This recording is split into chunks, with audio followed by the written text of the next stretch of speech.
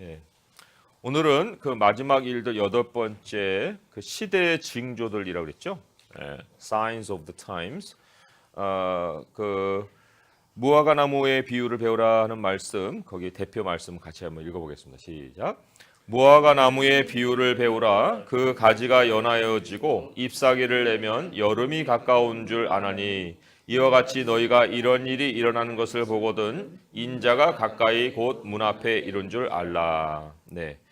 이 말씀은 이제 이 안에 내용으로 다 녹여져 있지만 말씀 자체만 보더라도 예수님이 가까이 오시는 것이 우리 믿는 사람들에게는 그 도둑 같지 않게 징조를 통해서 알아볼 수 있게 하신다는 거예요. 그래서 여기 이제 무화과 나무는 이스라엘 사람들을 이스라엘 민족을 이제 상징하는 나무라 할 때 그것이 이제 시절을 따라서 그 연하고 또 잎사귀를 내고 그리고 이제 과실이 생기는 그런 상황으로 이제 진척이 되잖아요. 그런 것처럼 이 시대에 하나님이 보이시는 징조들이 있다는 거예요.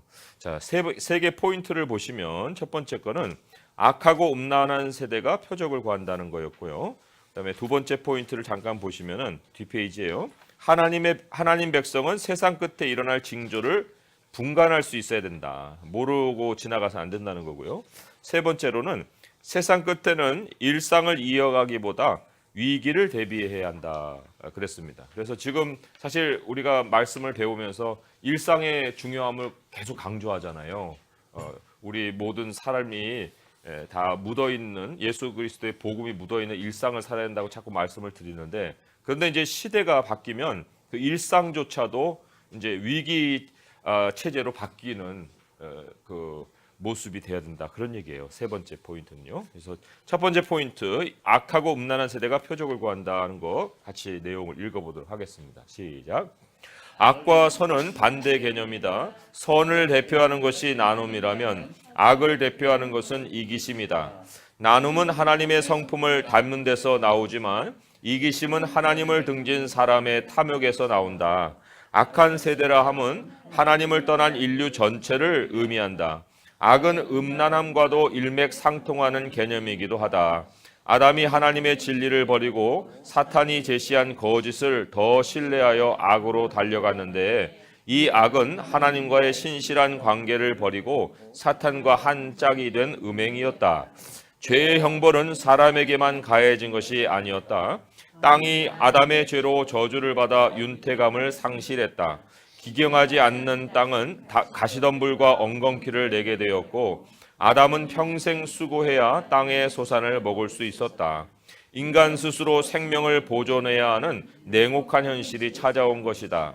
사람의 본성은 탐욕과 이기심의 노예가 되었고 일상은 뒤틀리고 망가져서 염려의 온상이 되고 말았을 때 사람에게 강하게 생겨난 욕구가 표적에 대한 기대감이다.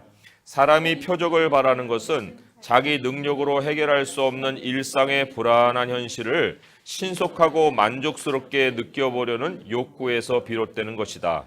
표적을 구하는 것은 문명이나 학식의 발달과 무관하다. 하나님을 떠난 인류는 시대를 막론하고 일상의 현실보다 표적을 쫓는 대중이라고 할 수 있다. 오늘날 세상은 그 어느 때보다도 표적에 대한 기대감이 대중을 사로잡고 있는 시대라고 할 수 있다.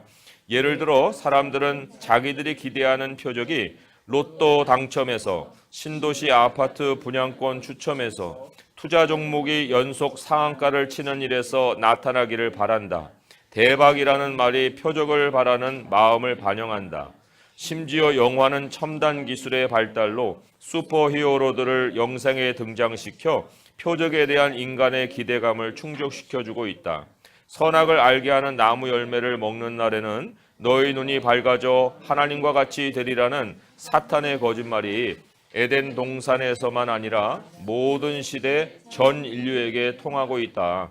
사람들이 현실을 헤쳐나가려면 가장 필요한 것이 진리임에도 불구하고 허구적인 현실에 대한 기대감이 그들의 생각을 지배하고 있는 것이다. 네, 에베소서 말씀을 보시면 거기에 우리들이 옛날에 살았던 방식 그리고 하나님이 바꿔주신 삶의 방식 이게 이제 대조되어서 나와요.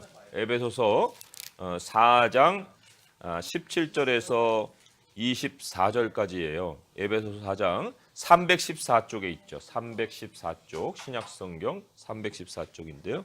에베소서 4장 17절에서 24절까지입니다. 한 목소리 같이 한번 읽어볼까요? 시작. 그러므로 내가 이것을 말하며 주 안에서 증언하노니 이제부터 너희는 이방인이 그 마음에 허망한 것으로 행함같이 행하지 말라.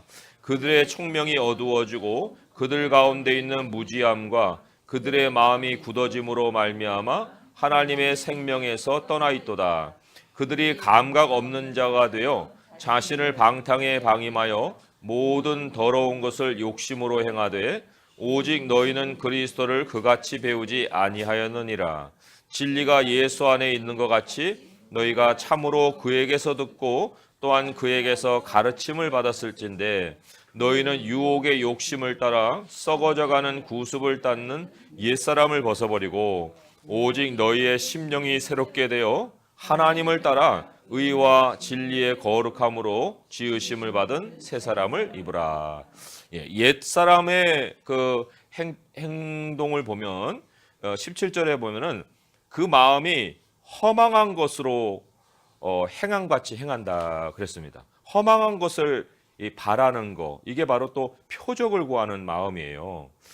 그리고 또 여기 19절에 보면은 감각 없는 사람이 됐다 그랬어요. 감각 없는 사람. 이 감각이 없는 것도 이제 진리보다는 이 그런 어떤 이 다른 것들, 육체적인 어떤 그런 것들을 쫓는 모습이라 그렇게 볼 수가 있어요. 그래서 우리가 제대로 된 감각을 갖게 되면 센시티비티라고 하는데 여기 이제 감각이 없는 거는 이제 센슈얼리티 정도의 이제 육감 이런 것들을 이제 쫓고 있기 때문에 그래서 그런 대변하는 거 22절에 뭐 유혹의 욕심 뭐 이런 것도 있습니다. 사탄이 심어주는 그런 욕심을 얘기하는 거죠.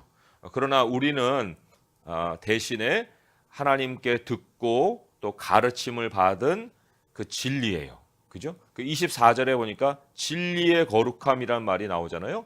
우리가 다른 세상과 다를 수 있는 구별되는 모습은 바로 진리다 이렇게도 얘기를 해볼 수 있습니다.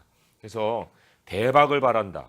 뭐 어떤 여러 가지 일들에서 정말 대단한 어떤 표시를 우리가 바란다. 뭐 이런 것들은 결국은 옛날 살았던 삶의 습성이다. 이렇게도 요약을 해볼 수가 있어요. 자, 그러면 계속 문장 이어지는 문단 읽어보겠습니다. 시작. 예수님은 많은 표적들을 행하셨지만 사람들이 표적을 구할 때는 하나도 응해주지 않으셨다. 예수님은 표적을 구하는 그들에게 요나의 표적밖에는 보여줄 표적이 없다고 단호하게 거부하셨다. 하지만 예수님은 실제 현장에서 물을 포도주로 바꾸시는 첫 번째 표적을 시작으로 공생의 사역 내내 귀신을 쫓아내시고 병자들을 고치시고 심지어는 죽은 자를 살리시는 표적까지도 행하셨다. 반면 사람들 앞에서 자신의 신적 능력을 입증해 보이신다든지 표적에 대한 사람들의 기대감을 채워주신다든지 그들의 현실적 염려를 안정시켜 주시려는 의도로는 일체 표적을 행하지 않으셨다. 사람들은 표적들을 행하시는 예수님을 보면서 하나님이 인류에게 보여주신 최고의 표적이 바로 자기들에게 찾아오신 예수님임을 알아차려야 했다. 하지만 그들은 예수님이 행하신 수많은 표적에도 불구하고 오로지 자기들이 원하는 표적만을 구했다. 예수님이 그들의 요구에 응하지 않으시자 끝내는 예수님을 죽여서 그가 아무것도 아닌 존재임을 만천하에 보이고자 했다. 하지만 예수님은 요나의 표적밖에 보여줄 표적이 없다고 예고하신 대로 부활을 통해 자신이 영원한 참 표적임을 세상 앞에 나타내셨다. 물고기 뱃속에서 밤낮 사흘 동안 죽어있던 요나가 살아나 니느웨 사람들에게 생명의 표적이 되어 복음을 선포했던 것처럼 예수님도 죽음에서 부활하여 모든 악하고 음란한 세대에게 복음을 선포하심으로써 자신이 영원히 살아있는 참 표적임을 보여주신 것이다. 네, 그래서 그 요나에 대한 표적에 대한 얘기를 보시면은 복음서마다 조금씩 달라요. 그런데 그 요나의 표적 자체도 있고요. 그다음에 니느웨 사람들이 일어나서 너희들의 그 불신을 고발할 것이다. 그게 표적이 될 것이다라고도 얘기를 하거든요. 그러니까 지금 여기 요나가 그 물고기 뱃속에서 그냥 기절했었냐 했는데 이게 예표적인 사건이었기 때문에 요나가 뱃속에서 죽은 거예요. 그러나 그 영혼의 기도가 기록이 돼 있죠. 그 요나서 2장에 보면은 그가 그 깊은 데서 하나님께 드리는 그 기도가 바로 우리는 육체가 죽는다고 해서 죽는 존재가 아니에요. 그 거지 나사로가 부자와 함께 갔을 때 그 뭐죠 아브라함에게 얘기를 하잖아요. 나사로 살려가지고 땅에다 좀 보내달라는 얘기를 하잖아요. 그러니까 죽어서도 우리의 영은 계속 소통이 되는 거거든요. 그러니까 이 요나가 거기에서 하나님께 이제 기도를 드린 거고 하나님이 또한 요나를 물고기 입에서 토해내 갖고 이제 다시 살리신 거죠. 그러니까 이게 요나는 밤낮 사흘 동안 죽어 있다가 살아나서 생명의 표적이 된 거예요. 그러니까 그냥 멀쩡한 사람이 가갖고 복음을 선포한 게 아니고 하나님이 죽었다 살아난 사람을 그들 앞에 세워서 생명의 복음을 선포했다는 겁니다. 그게 표적인 거예요. 그런데 예수님도 이제 그 표적밖에는 보여줄 표적이 없다. 그리고는 이제 스스로 부활하셔서 이제 지금까지도 우리 앞에 그 표적으로 역사를 하고 계시는 거예요. 자, 그러면 우리 그 문제를 한번 보도록 하겠습니다. 현실 앞에서 나는 예수님으로 만족하는가? 아니면 예수님 플러스를 기대하고 있나? 내가 표적을 쫓지 않고 예수님으로 말미암아 담대히 하루하루 살아갈 수 있는 길이 뭐냐 했습니다. 자, 요한복음에 보면은 요한복음 20장에 보면은 요한이 요한복음을 쓰게 된 목적을 기록해 놨어요. 그런데 거기에 보면 그 표적에 대한 얘기를 언급을 하고 있지요. 그 표적의 의미가 뭐였느냐 하는 건데 30절 31절의 말씀 같이 한번 읽어봅니다. 시작. 예수께서 제자들 앞에서 이 책에 기록되지 아니한 다른 표적도 많이 행하셨으나 오직 이것을 기록함은 너희로 예수께서 하나님의 아들 그리스도이심을 믿게 하려 하며 또 너희로 믿고 그 이름을 힘입어 생명을 얻게 하려 함이라. 네, 표적이 만약에 목적이었으면 이 표적을 다 모아놨을 거예요. 표적 모음짐 뭐 이런 거 있겠죠. 그런데 많은 표적 중에서도 선별했을 뿐만 아니라 그 표적을 기록해 줬습니다. 그래서 우리가 하나님의 표적을 만나는 것은 성경 안에서예요.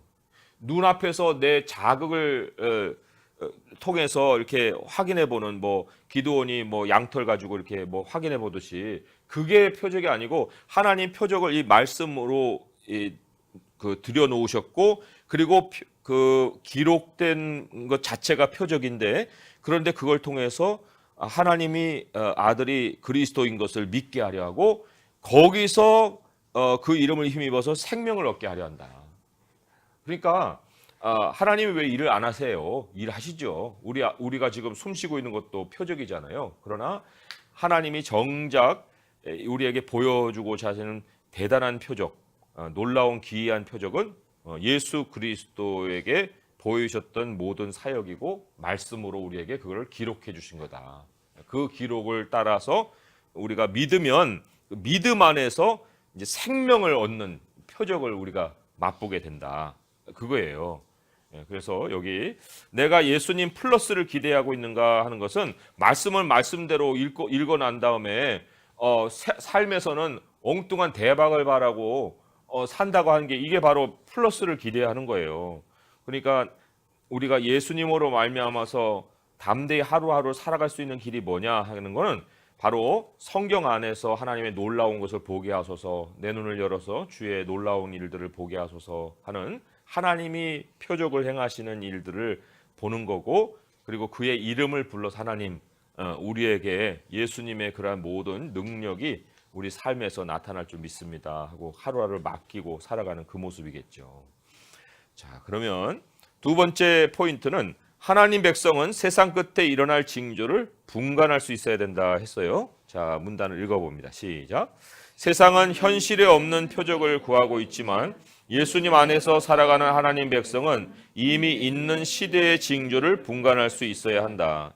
예수님의 제자들이 주의 임하심과 세상 끝에는 무슨 징조가 있사오리까 하고 물었을 때 예수님은 난리와 전쟁과 기근과 지진과 전염병이 있을 것을 언급하셨고 이 모든 것은 재난의 시작이다라고 하셨다. 여기서 재난으로 번역된 원어의 구체적 의미는 해산의 고통이다. 즉 예수님은 세상 끝의 징조들이 어느 시기에 한꺼번에 몰려서 나타나는 것이 아니라 해산의 고통이 시작된 후 시간이 지나면서 점점 통증의 발생 빈도가 높아지고 길어지듯이 난리와 전쟁과 기근과 지진과 전염병의 현상이 세상 끝이 가까울수록 더 잦아지고 길게 일어날 것을 예고하신 것이다. 주 70년에 로마가 예루살렘 성전을 포위하고 거룩한 성전을 더럽히고 완전히 파괴한 것은 해산의 시작을 알린 사건이었고 마지막 때 찾아올 세상 끝날의 일을 예표한 것이었다. 이때부터 예수님의 예언대로 유대 민족은 기나긴 고통의 세월 속에서 칼날의 죽임을 당하며 모든 이방에 사로잡혀갔고 예루살렘은 이방인의 때가 차기까지 이방인들에게 밟힘을 당해왔다. 이방인의 때가 차기까지라는 것은 사도 바울이 말한 대로 복음이 이방인들에게 전해져 충만한 수가 들어오기까지의 기간을 말한다. 그 시기가 차면 우둔해졌던 이스라엘이 예수 그리스도께로 돌아오고 충만한 수의 이방인과 이스라엘의 남은 자로 구성된 온 이스라엘의 구원이 완성되는 것이다. 시오니즘을 믿는 유대인들이 1948년에 이스라엘 나라를 되찾은 것은 시대의 징조였다. 이후 이스라엘을 둘러싸고 오늘날까지 벌어지는 국제 정세도 하나님이 이 시대에 보이시는 징조들이다. 특히 2000년대에 들어와서 예수님을 믿는 유대인 숫자가 미국과 이스라엘 본토에서 급속히 늘어나고 있다. 이와 함께 우리는 세상 끝에 다른 징조들이 어떤 모양으로 나타날지를 주목해야 한다. 세상 끝에는 전 인류의 배교가 있을 것이고 세상 앞에서 자기를 하나님으로 높이는 한 인물이 출현할 것이며 매매 시스템을 통해 우상의 세상 통치가 있을 것이다. 주 70년에 있었던 예루살렘 멸망이 마지막 때를 예표한 사건이었기에 세상 끝에는 예루살렘을 둘러싼 전쟁이 다시 대규모로 벌어질 것이다. 해산의 고통 막바지에 하늘에서는 1월 성신의 징조와 땅에서는 대혼란이 벌어질 것이고 그 마지막에는 사람들이 세상에 임할 일을 생각하고 무서워 기절할 정도의 우주 격변이 일어날 것이다. 그때 인자가 구름을 타고 능력과 큰 영광으로 오시는 것이다. 그랬습니다. 예. 그래서 이 누가복음을 한번 찾아보겠습니다. 누가복음 21장에 보면은 예수님이 정말 길게 시대의 징조에 대해서는 얘기를 했고요. 그리고 이제 그 말씀을 이제 어떻게 우리가 푸느냐에 따라서 많은 해석들이 존재하고 있습니다. 하지만 그럼에도 불구하고 우리가 그냥 그 말씀 그대로를 한번 읽어보자는 거예요. 누가복음 21장 20절에서 28절입니다. 한번 읽어볼게요. 시작. 너희가 예루살렘이 군대들에게 에워싸이는 것을 보거든 그 멸망이 가까운 줄을 알라. 그때 유대에 있는 자들은 산으로 도망할 것이며 성내에 있는 자들은 나갈 것이며 촌에 있는 자들은 그리로 들어가지 말지어다. 이 날들은 기록된 모든 것을 이루는 징벌의 날이니라. 그날에는 아이 벤 자들과 젖먹이는 자들에게 화가 있으리니 이는 땅의 큰 환난과 이 백성에게 진노가 있겠음이로다. 그들이 칼날에 죽임을 당하며 모든 이방에 사로잡혀 가겠고 예루살렘은 이방인의 때가 차기까지 이방인들에게 밟히리라. 1월 성실에는 징조가 있겠고 땅에서는 민족들이 바다와 파도의 성난 소리로 인하여 혼란한 중에 곤고하리라.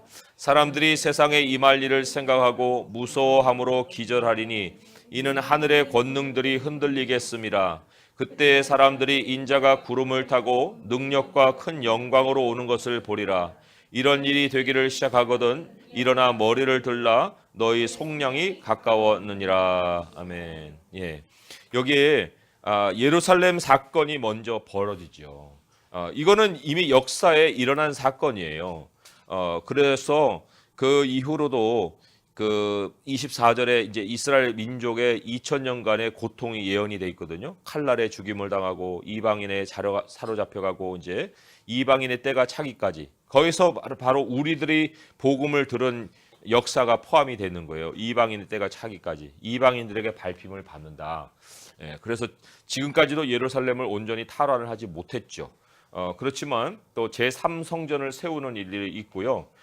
그리고 로마서에 보게 되면 이제 그 유대인들이 나중에 돌아오는 역사를 예언하고 있는데 지금 미국에만 해도 이제 미국 본토에 그게 2000년대 초반의 자료예요. 2000년. 근데 25만 명의 유대인들이 그리스도인으로 그 지금 믿고 있다고 통계가 자료가 나왔고요. 그다음에 이스라엘에도 2004년에서 7년 사이 그때 자료인데 15,000명의 이제 그 메시아닉 주들이 이제 등장을 했다 이런 얘기도 있습니다. 물론 이제 그들의 신학에는 좀 여러 가지로 우리가 이게 우리하고 이제 좀 다른 면들도 있긴 하지만 그러나 유대인들이 예수님께로 돌아온다는 이 사실만으로도 어마어마한 사건이거든요. 근데 그 숫자가 계속해서 이제 늘어나고 있는 그런 추세다 하는 거고요.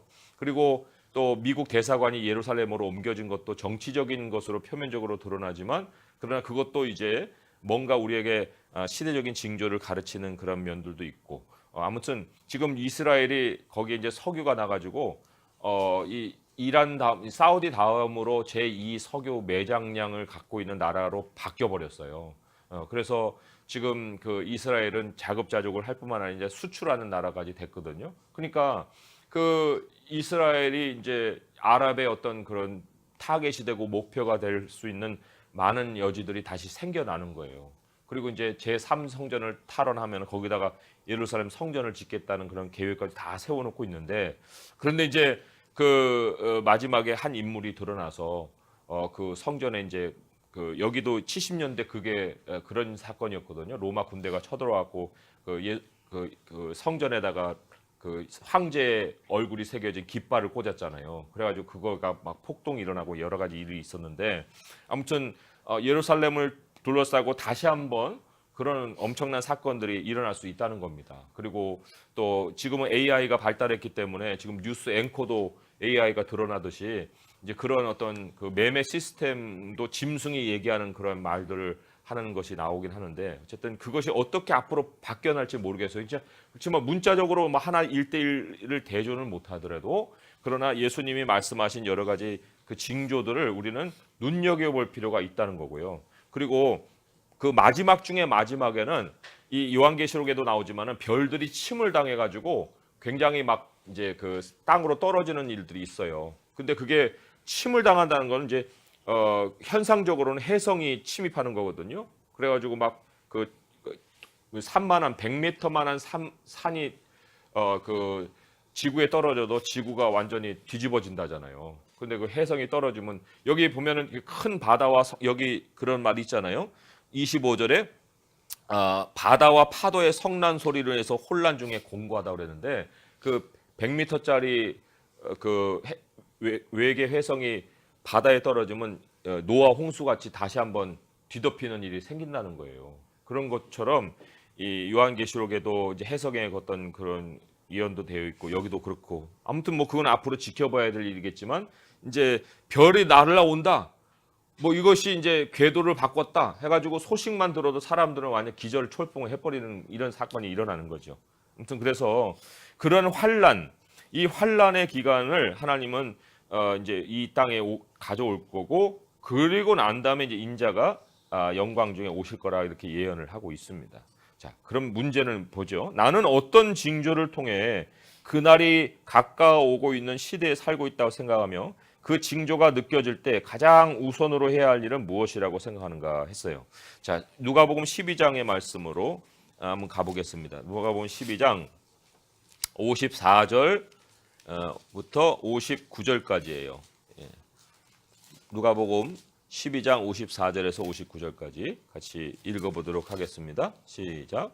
또 무리에게 이르시되 너희가 구름이 서쪽에서 이는 것을 보면 곧 말하기를 소나기가 오리라 하나니 과연 그러하고 남풍이 부는 것을 보면 말하기를 심히 더우리라 하나니 과연 그러하니라. 외식하는 자여 너희가 천지의 기상은 분간할 줄 알면서 어찌 이 시대는 분간하지 못하느냐. 또 어찌하여 옳은 것을 스스로 판단하지 아니하느냐? 네가 너를 고발하는 자와 함께 법관에게 갈 때에 길에서 화해하기를 힘쓰라. 그가 너를 재판장에게 끌어가고 재판장이 너를 옥졸에게 넘겨주어 옥졸이 옥에 가둘까 염려하라. 내게 이르노니 한 푼이라도 남김이 없이 갚지 아니하고는 결코 거기서 나오지 못하리라 하시니라. 네, 이 누가복음 말씀은 마태복음에서 이제 형제와의 불화를 겪는 그런 컨텍스트하고 좀 달라요.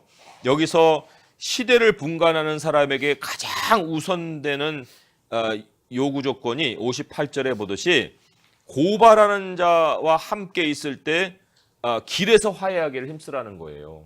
그러면 고발하는 자가 누구냐? 앞에 밑도 끝도 없는 그런 설명 없이 고발하는 자라고 나왔는데 이 고발하는 자가 결국은 우리 말씀 안에서 우리에게 얘기하는 바 이제 우리의 어떤 죄를 지적하고 있는 어떤 그 하나님의 진리의 말씀이라 볼 수 있어요. 그죠? 예. 우리가 하나님과 화해하기를 힘쓰지 않는 이상 그날을 어떻게 준비하겠느냐 그런 얘기입니다. 그러니까 앞으로의 나를 너희들이 진정으로 분간하고 살고 있다고 하면은 절대로 정죄 속에 살 것이 아니라 하나님과의 화해 속에서 화목 속에서 하나님과 하나 되는 연합된 삶이 가장 필요하다. 그거를 지금 강조를 하고 있는 거예요. 그래서도 이 시대의 징조가 느껴질 때 우선으로 해야 될 것이 뭐냐 하면은 우리 안에서 걸리는 것들, 마음에 걸리는 것들, 정말 하나님을 믿는다 하면서 이 정도는 하나님 좀 봐주지 않을까? 뭐 이런 식의 어떤 그런 굉장한 그 어떤 타협적인 생각을 가지면서 한 발은 여기다가 한 발은 저기다 했던 그런 것들을 우리가 과감하게 정리를 하고서 정말 앞으로 올 세대를 대비하며 살아가야 한다 하는 거를 이 성경이 우리에게 경고를 하고 있습니다. 깨끗하게 무엇이라도 어떤 일이라도 하나님이 허용을 하시지만 그러나 그것이 우리에게 죄책감으로 다가오는 일들을 우리가 버려서는 안 되는 거예요. 자, 세 번째로 세상 끝날에는 일상을 이어가기보다 위기를 대비해야 된다 그랬습니다. 함께 읽어볼게요. 시작. 우리 주변에서 일상을 파괴하는 여러 큰 사건들이 벌어질 때 그리스도인들은 쉽게 동요하지 말아야 한다. 예수님은 그런 일들을 이용해서 믿는 자들을 미혹하여 자기들을 따르게 만들 사람들이 나타날 것이라고 예고하셨다. 어느 날 자기 자신을 보니 예수 그리스도가 아니라 사람 지도자를 따르고 있다면 그는 거짓 선지자에게 미혹을 당한 것이다. 또한 예수님은 유대인들이 민족적 순환을 겪는 반면 그리스도인들은 신앙의 핍박을 겪을 것을 예고하셨다. 하지만 주님이 그 핍박의 현장에서 구변과 지혜를 주실 것이기에 미리 벌어질 상황을 어떻게 대처할지를 궁리하지 않도록 명심하라고 하셨다. 소수의 성도는 순교를 당하지만 나머지 대다수는 머리털 하나도 상하지 않을 것이라고 약속하셨다. 두려운 상황이 벌어질 때 대처법은 오직 주의 약속을 품고 인내하는 것이다.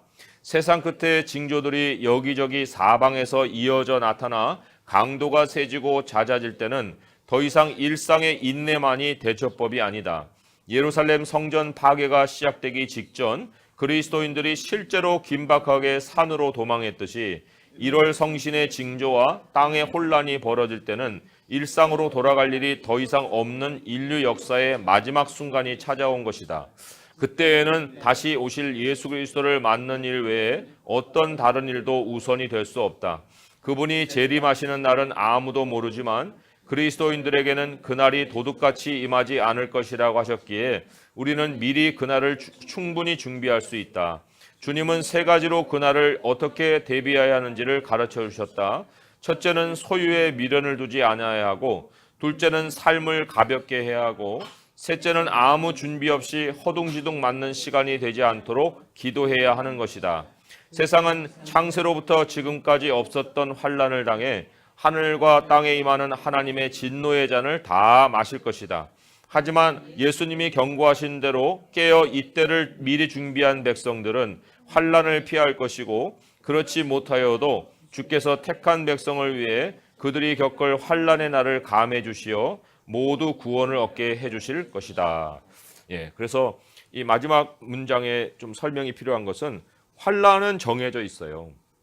정해져 있지만 그러나 그 환란에 그 나를 다 겪지 않게 하신다는 게 주의 백성들에게는. 그러니까 예수님이 이 환란을 겪고 있는 그 중에 이 땅에 재림하여서 당신의 백성들을 불러 가실 순간이 있다는 것을 암시를 하고 있습니다. 그렇지만 그 이후에도 이 환란이 마무리될 때까지 지속이 될 거고, 그리고는 이제 그때 하나님의 백성과 함께 예수님이 이제 다시 또 그 통치를 시작하시는 그러한 시기가 시작이 될 거예요.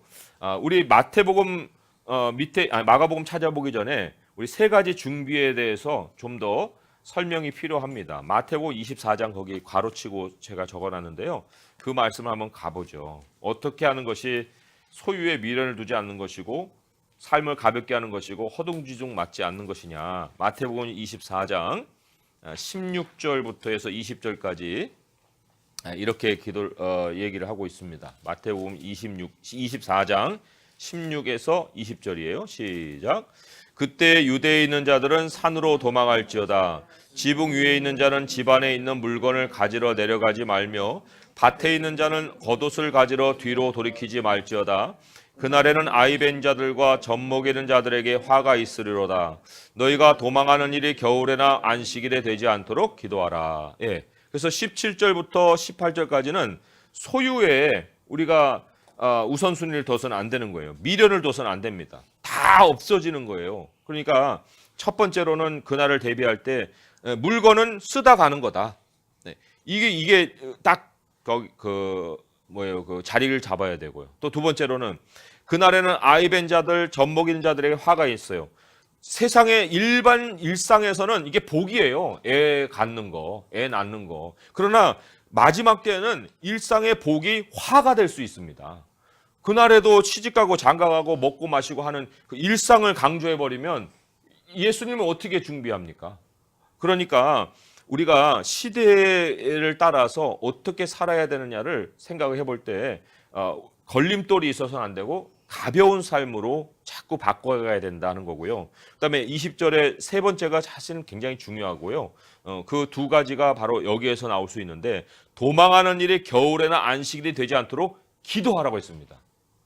그러니까 막 징조가 벌어지는데도 모르는 것처럼 무지하게 살 것이 아니고, 하나님, 내가 환난의 때에 정말 우왕좌왕 막 두서없는 삶을 살지 않도록 하나님 나를 준비시켜 주세요. 겨울에 되지 않게 해주세요. 안식일에 되지 않게 해주세요. 이렇게 기도를 해야만 소유의 미련도 안 두고 가벼운 삶을 살지. 그렇지 않으면은 겨울 돼 갖고 그 일을 당해가지고 정말 마지막까지 이 환난 속에서 고통하며 정말 부르짖을 수 있는 그런 모습이 될 수 있다는 거예요. 그래서 거기 있는 이제 진짜 찾아볼 말씀, 마가복음 말씀 13장 이제 가서 참고 구절을 더 확인해 보겠습니다. 마가복음 13장 14절에서 20절의 말씀, 마가복음 13장 14절에서 20절의 말씀. 네. 여기도 반복이 되긴 하지만 조금 뉘앙스가 있어요. 그래서 같이 읽어볼게요. 시작. 멸망에 가증한 것이 서지 못할 곳에 선 것을 보거든 읽는 자는 깨달을진저 그때 유대에 있는 자들은 산으로 도망할지어다. 지붕 위에 있는 자는 내려가지도 말고 집에 있는 무엇을 가지러 들어가지도 말며 밭에 있는 자는 겉옷을 가지러 뒤로 돌이키지 말지어다. 그날에는 아이벤 자들과 젖먹이는 자들에게 화가 있으리로다. 이 일이 겨울에 일어나지 않도록 기도하라. 이는 그날들이 환난의 날이 되겠습니다. 하나님께서 창조하신 시초로부터 지금까지 이런 환난이 없었고 후에도 없으리라. 만일 주께서 그날들을 감하지 아니하셨더라면 모든 육체가 구원을 얻지 못할 것이거늘 자기가 택하신 자들을 위하여 그날들을 감하셨느니라. 네, 여기 두 가지 설명이, 첫 번째 멸망에 가증한 것이 서지 못할 곳에 선다 하는 그 정황은 예루살렘이에요. 그렇기 때문에 앞으로의 그 어떤 상황 속에서도 우리가 예루살렘을 굉장히 주목해 볼 필요가 있습니다. 여기 적지는 않았지만 우리 데살로니가 말씀으로 가보시면은 그것과 연결돼서 생각해 볼 수 있는 마지막 때의 예언이 나와 있어요. 그래서 그 데살로니가 후서 2장을 한번 보겠습니다. 데살로니가 후서 2장에 그 2장 3절 4절 두 절을 한번 볼게요. 2장 데살로니가 후서 335페이지 있습니다. 3절 4절 읽어볼게요. 시작. 누가 어떻게 하여도 너희가 미혹되지 말라. 먼저 배교하는 일이 있고 저 불법의 사람 곧 멸망의 아들이 나타나기 전에는 그날이 이루지 아니하리니 그는 대적하는 자라 신이라고 불리는 모든 것과 숭배함을 받는 것에 대항하여 그 위에 자기를 높이고 하나님의 성전에 앉아 자기를 하나님이라고 내세우느니라. 예. 여기 보면 먼저 배교하는 일, 이게 바로 모든 인류의 배교예요. 예. 온 인류. 그러니까 사실 그 원 월드라는 말을 미국 정치인들이 많이 하거든요. 하나의 세상. 그런데 그것이 결국 마지막에 될 수 있는 방향으로 지금 가고 있는 거예요. 여기도 그래서 온 인류가 배교할 수 있는 이유는 그 원 월드 안에서 숭배하는 뭔가의 이제 종교가 일어날 수가 있다는 겁니다. 그리고는 그 신이라 불리는 사람 보는 곳이 어떤 사람이 신이라 불리는 모든 것 위에 자기를 높여서 하나님의 성전에 앉아서 하나님이라고 내세우잖아요. 그러니까 이것도 예루살렘과 연결시켜서 생각을 해볼 수도 있고 또 이제 교회를 생각해 볼 수도 있지만 어쨌든 1차적으로 한번 예루살렘을 생각해 보면 옛날에 로마의 깃발이 꽂힌 것처럼 이제 모든 이 전쟁 배후에 그 어떤 그 거룩한 성전을 이제 다 파괴해 버리고 거기서 이제 뭔가 드러내는 어떤 인물이 생기지 않을까 이런 생각도 이제 한번 해볼 수가 있는 겁니다. 아무튼 그런 일이 이 벌어질 때 두 번째 설명은 그날을 감하지 아니하셨다라면은 모든 육체가 구원을 얻지 못하겠는데 여기 모든 육체는 이 하나님의 백성들 이방인 플러스 유대인들을 지칭하는 거예요. 모든 육체가. 왜냐하니까 그 로마서 말씀으로 한번 가보겠습니다. 로마서 말씀에 로마서의 그 유대인들의 그 구원에 대한 얘기가 기록이 되어 있거든요. 그럴 때 로마서 11장의 말씀인데요. 로마서 11장의 말씀에 그 32절에 로마서 11장 말씀 32절에 이런 표현이 있어요. 하나님이 모든 사람을 순종하지 않은 가운데 가두어 두시면 모든 사람에게 긍휼을 베풀려 하심이라 했는데 여기 모든 사람이 나오거든요. 근데 이게 전 인류를 얘기하는 게 아니고요.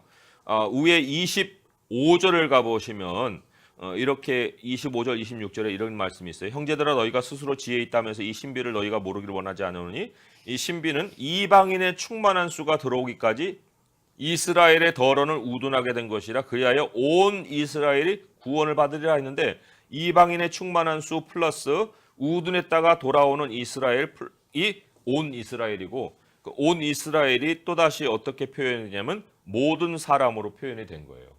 그러니까 여기 이 마가복음에 나오는 모든 육체는 성경이 얘기하는 하나님의 백성 전체를 얘기하는 겁니다. 근데 환란의 날을 감해 주신다는 것은 환란의 날은 이미 정해져 있는데 그 잔을 끝까지 찢기까지 마시는 것은 세상이고 우리는 환란이 일어나는 것을 징조를 통해서 보긴 하지만 머리껏 하나 다치지 않는다고 했기 때문에 징조는 보되 환란에 동참해서 막 함께 섞여버리는 일은 없을 것이다라고 얘기를 하고 있는 겁니다.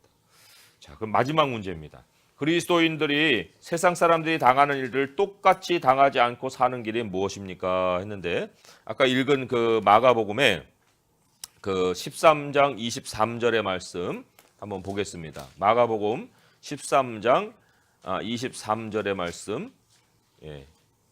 마가복음 13장 23절 같이 읽어볼게요. 시작.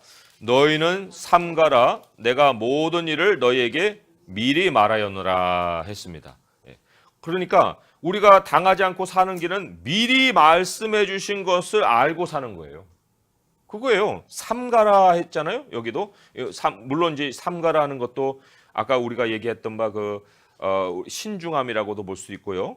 또 깨어 있음이라고도 볼 수 있고 하는데 무엇에 깨어 있고 무엇에 신중해야 되냐? 그게 바로 미리 말씀해 주신 그 메시지를 알고서 지혜 있게 분별하면서 살아야 한다 하는 것을 가르치고 계십니다. 자, 기도를 제가 읽어볼게요. 사랑의 하나님 아버지, 우리에게 시대를 분간할 수 있는 징조들을 가르쳐 주셔서 땅에서의 일상도 충실하게 살게 하시고 천국으로 가는 삶도 지혜롭게 준비할 수 있게 해주셔서 감사합니다. 자기 삶의 확실성을 위해 표적을 구하는 악한 세대를 쫓지 않게 하시고 주님의 말씀을 통해 그리고 이 시대의 징조들을 통해 우리가 현실을 지혜롭게 분간하고 빛의 자녀들로서 깨어 주님 오심을 충분히 준비하며 살 수 있도록 도와주시옵소서. 예수님의 이름으로 기도드립니다. 아멘. 하나님 아버지 감사합니다. 우리에게 이 성경 안에 표적을 담아 주셔서 우리로 예수 그리스도를 믿게 하시고 또 예수 그리스도의 이름을 부르고 구원의 길을 열어 주셔서 감사합니다. 하나님 이미 예수님이 우리 안에 계시기 때문에 우리에게는 표적이 따르는 삶이 있습니다. 우리 주님이 마가복음 말씀에도 믿는 자에게 이러한 표적이 따르리라 했습니다. 아버지 하나님, 우리의 욕심이 만들어내는 표적이 아니라 정말 하나님의 그 이름을 부르고 사는 삶 속에 하나님께서 놀라운 일들을 우리 삶에 따르게 하실 줄 믿사오니 아버지여, 오직 주님 예수 그리스도를 준비하는 삶을 살아가게 하여 주옵소서. 아버지, 우리의 소유에 미련을 두지 않게 하시고 정말 삶을 가볍게 하여 주시옵시고 우리 당하는 어떠한 일도 겨울이나 안식일이나 허둥지둥하는 일에 당하지 않도록 하나님 어떠한 모든 일에도 기도함으로 주님 앞에 준비하며 살게 하여 주옵소서. 하나님, 지금까지도 정말 너무나도 빠른 세월이 지나갔습니다. 어느 순간에 주님 맞을 것입니다. 우리가 정말 영원한 그 나라에 도착할 날이 얼마 남지 않았습니다. 주님, 이제 우리들의 모든 삶의 필요를 따라서 공급하시는 하나님의 그 신실하심이 있사오니 내일 일을 염려하지 않게 하시고 오늘 주님이 주신 일들에 충성하고 책임을 다하는 삶을 살게 하여 주시옵소서. 예수님의 이름으로 감사하며 기도합니다. 아멘.